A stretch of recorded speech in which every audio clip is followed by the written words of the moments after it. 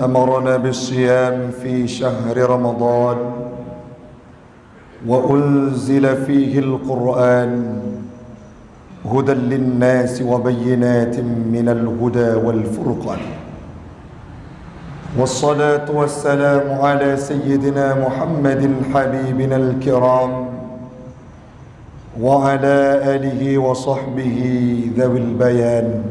أما بعد، فقال الله تعالى في القرآن الكريم: أعوذ بالله من الشيطان الرجيم، بسم الله الرحمن الرحيم. يا أيتها النفس المطمئنة ارجعي إلى ربك راضية مرضية فادخلي في عبادي وادخلي جنتي. صدق الله العظيم وصدق النبي رسوله الكريم ونحن على ذلك من الشاهدين والشاكرين. إلهي أنت مقصودي ورضاك مطلوبي، أعطني محبتك ومعرفتك.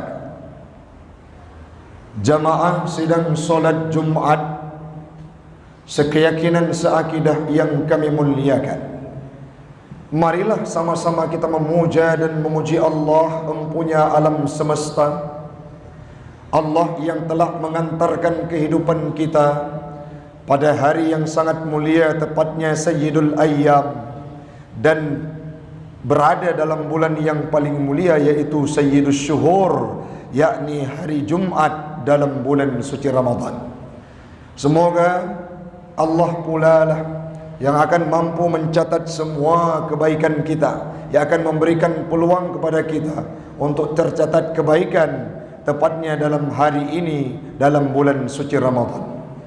Selawat dan salam keharibaan baginda Rasulullah sallallahu alaihi wasallam, seorang nabi yang beribadah tanpa pamrih, seorang nabi yang beribadah tidak mengenal ruang dan waktu, seorang nabi yang beribadah sampai bengkak kakinya karena tujuannya untuk bersyukur kepada Allah atas segala nikmat yang telah diberikan. Itulah Nabi Muhammad sallallahu alaihi wasallam.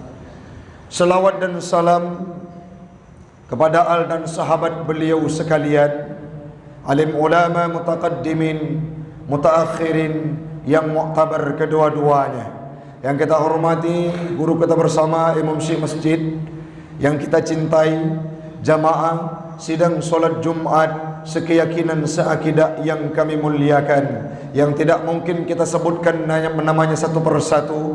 Insya Allah semuanya kita akan dimuliakan oleh Allah.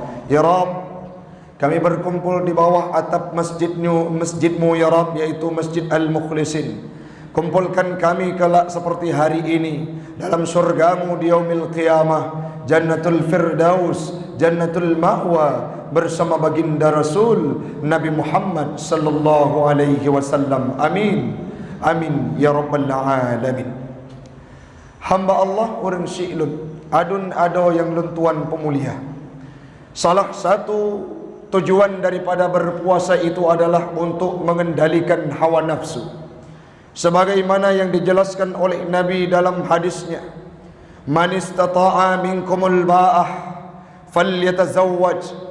Siapapun yang sudah punya kemapanan, siapapun yang sudah punya kesanggupan, siapapun yang sudah punya kemampuan untuk menikah, sudah bisa meminang anak orang, maka falyatazawwaj, hendaklah dia menikah, kata Rasul.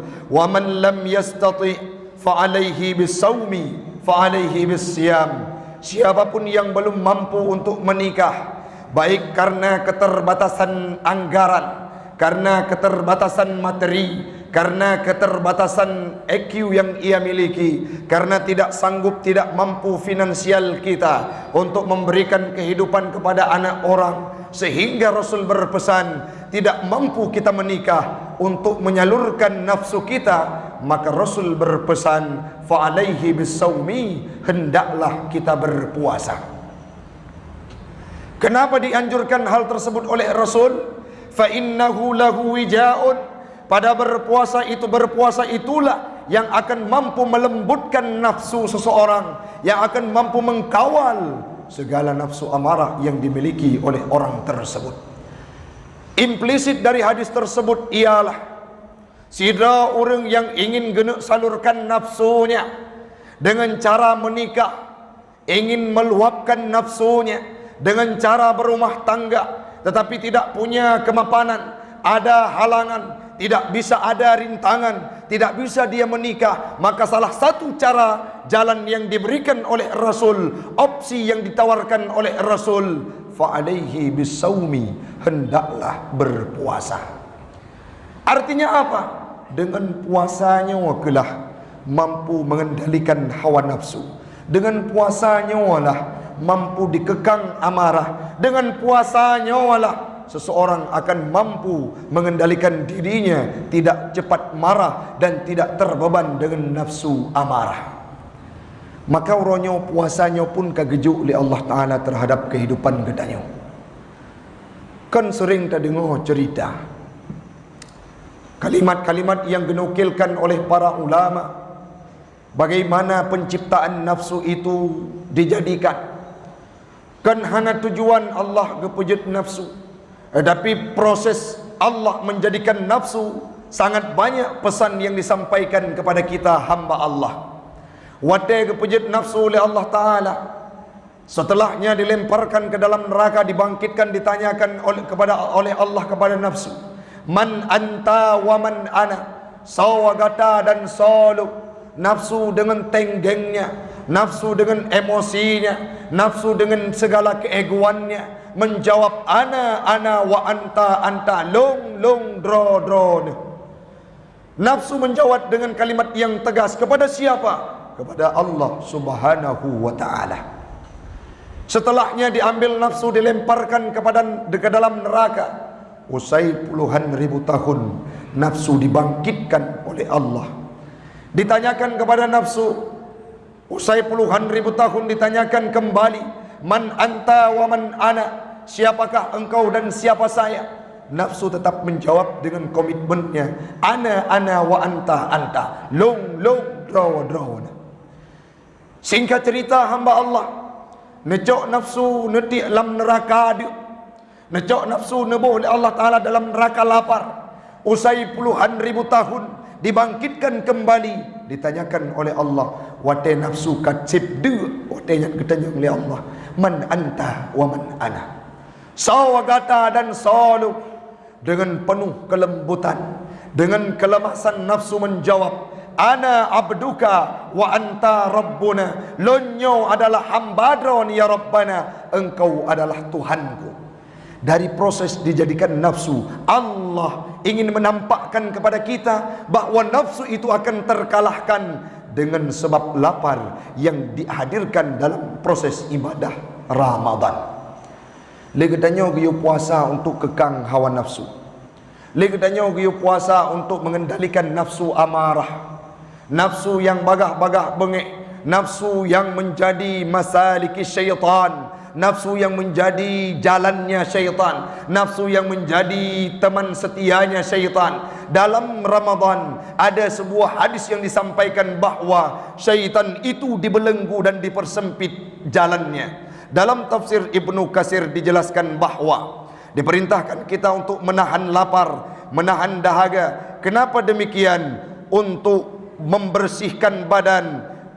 Lianna as-sawma fihi tazkiyatun lil badani, untuk membersihkan badan yang kita miliki. Dilanjutkan oleh Imam Ibnu Katsir, wa tadyiqu li masaliki syaitan, untuk mempersempit jalannya syaitan. Salah satu kawannya, salah satu caranya, salah satu jalannya syaitan untuk merusak manusia, yaitu nafsu yang dititipkan oleh Allah kepada manusia itu sendiri. Wate bulan Ramadan syaitan itu dibelenggu. Artinya dalam bulan Sya'ban, dalam bulan Rajablah syaitan bermain sejadi-jadinya, membangkitkan nafsu, membangkitkan api gejolak yang ada pada diri nafsu manusia. Dalam bulan Ramadan manusia tidak mampu mengkawal api tersebut sehingga membara tidak mampu kita dapatkan titel muttaqin. Dalam bulan Ramadan bukanlah syaitan yang mampu mengendalikan kita, tetapi nafsu yang sudah dijadikan sebagai caranya, jalannya syaitan untuk merusak pribadi manusia. Maka dalam bulan Ramadan lah orang-orang yang mampu pahami draw ke draw, orang-orang yang mampu memaknai ibadah puasa Ramadan, dialah yang akan berhasil mengalahkan hawa nafsu yang berhujung nantinya akan menjadi pribadi yang muttaqin usai Ramadan. Nah orang temannya tengku tanya kagebuh nafsu dalam bulan Ramadan yang nafsu tanya mampu tak mati atau tak binasa, tanya tak pegada nafsu. Hal lepah tengku sidra manusia pegada hawa nafsu.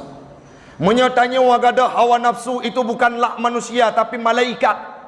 Malaikat tidak melakukan kesalahan wajar karena tidak diberikan nafsu, diberikan akal. Ada seorang malaikat yang negosiasi dengan Allah, cinebo nafsu baklung, lun kalan lebih buruk lun dengan manusia atau lebih baik manusia, sehingga diberikan nafsu, terkalahkan mereka dengan nafsu, sehingga sampai hari ini malaikat tersebut masih disiksa oleh Allah karena tidak mau disiksa di yaumil qiyamah. Apabila ada seseorang manusia yang mampu mengemban nafsu, mengkawal hawa nafsu, mengedepankan akal dalam kehidupannya lebih baik daripada seorang malaikat. Namun sebaliknya, apabila ada manusia yang tidak mampu mengkawal hawa nafsu, lebih bejat daripada seekor binatang. Maah cakap orang siklun, kadang-kala truk baik apa lebih gat bui dibandingkan dengan manusia. Kenapa? Karena tidak mampu mengkawal hawa nafsu. Kagejuk saboh ibadah li Allah Ta'ala dalam bulan suci Ramadan. Ba ujung surah Al-Baqarah ayat 180 lekun la'allakum tattaqun. Dengan berpuasa ini pastilah kita akan menjadi kepada pribadi yang bertakwa. Pakan tengkule katanya orang tak puasa nyanjit ke pribadi yang bertakwa, karena puasa mengekang hawa nafsu. Orang yang mampu mengontrol hawa nafsu akan bisa hidup layaknya malaikat yang taat kepada Allah, taat dan beribadah kepada Allah. Itulah definisi daripada takwa itu sendiri. Imtisalu awamirillah wajtinabu nawahihi, menjunjung tinggi segala perintah Allah dan menjauhi segala larangannya. Pebut suruh pejiuh tegah, itulah definisi daripada takwa yang dijanjikan oleh Allah usai Ramadan. Maka pasti orang siklun, orang yang mampu mengekang hawa nafsu, orang yang mampu menjaga puasanya, nafsu itu akan terkontrol, tidak lagi bangkit nafsu amarah, sehingga ujung Ramadan, lepluk Ramadan, wateg ucapkan takbir hari raya, hatinya bergumam dengan dalam sekali, sudah muncul jiwa takwa, sudah muncul benih iman dalam kehidupannya. Kenapa? Karena sudah mampu melawan dirinya sendiri, yaitu nafsu amarah. Dalam ayat yang lain, pembahagian nafsu sangat banyak. Ada nafsu lawamah, orang-orang yang menyesali dirinya sendiri, orangnya bertaubat, dia berjanji ilung akan long ibadat, tapi waktu dia janji tinggal kepubut atasat, menyesal terhadap diri sendiri, sehingga dicap dengan nafsu lawamah. Itu bukan nafsu yang malu berhadapan dengan Allah Subhanahu wa taala. Ada nafsu yang sangat baik dalam kehidupan kita. Kalau kita mampu memanage nafsu ini, akan mampu mengantarkan kita untuk masuk dalam syurga Allah. Tah dalil tengku, ya ayyatuhan nafsul mutmainnah, wahai jiwa-jiwa yang tenang, wahai jiwa-jiwa yang sudah damai, wahai jiwa-jiwa yang sudah penuh dengan beribadah, wahai jiwa-jiwa yang kasih gepebut ibadah dalam bulan suci Ramadan. Ya ayyatuhan nafsul mutmainnah, irji'i ila rabbiki radiyatan mardiyah. Kembalilah wahai jiwa-jiwa yang tenang kepada Tuhanmu yang ridha meridai. Yang selanjutnya Allah berkata, kalau kita sudah dapat ridha Allah dengan sebab nafsu mutmainnah, apa jaminan yang diberikan oleh Allah? Fadkhuli fi ibadi, tamang legata dalam hambalong, wadkhuli jannati, tamang dalam surga lun. Allah yang berkata demikian. Maka dalam kehidupannya orang siklun, lebih-lebih dalam bulan suci Ramadan, kita beribadah jangan kita harap surga. Kita beribadah bukan karena takut kepada neraka, tapi carilah ridha Allah, sehingga dengan ridhanya kita akan mampu berada dalam surganya Allah. Salah satu untuk mendapat ridha Allah, embanlah nafsu amarah menjadi kepada nafsu mutmainnah. Takawal hawa nafsu sehingga nafsu gedanya wujud ke nafsu mutmainnah. Lebih-lebih dengan ibadah puasa dalam bulan Ramadan. Mudah-mudahan bermanfaat bagi pribadi ulun tuan dan umumnya kepada jamaah sekalian. Ada beberapa hal yang perlu kita ingat sebagai intisari dari ceramah singkat tausiah ini. Yang pertama, bulan Ramadan gebi sabuh ibadah iaitu puasa. Puasalah salah satunya yang mampu mengendalikan hawa nafsu, sehingga kalau nafsu sudah mampu dikendalikan, berhujung kita akan mulia di sisinya Allah. Yang kedua, robahlah nafsu kita, embanlah nafsu kita. Nafsu ini tidak bisa dibunuh, nafsu ini tidak bisa dihilangkan, karena kodrat manusia diberikan akal,